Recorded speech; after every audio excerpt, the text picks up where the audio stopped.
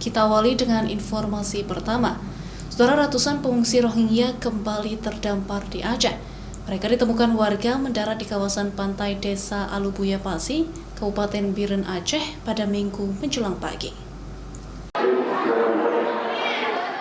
Sebanyak 114 pengungsi Rohingya kembali terdampar di Aceh.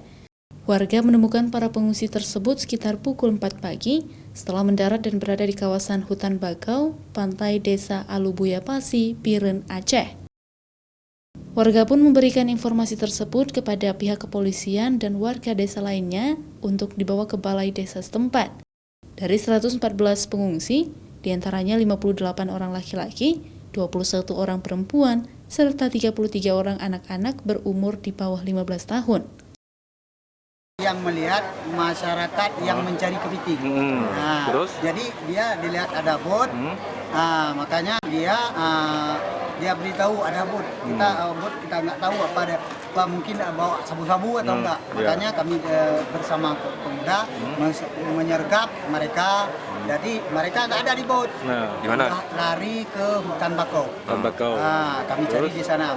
Mereka udah ke sana semua. Jadi terus kita kumpulkan bersama jam 4:30, jam 5 udah sampai anggota Kapolsek. Sementara para pengungsi Rohingya akan ditempatkan di desa tersebut menunggu keputusan dari pihak pemerintah.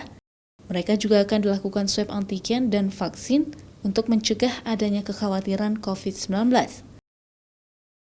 Zikri Maulana, Kompas TV, Biren, Aceh.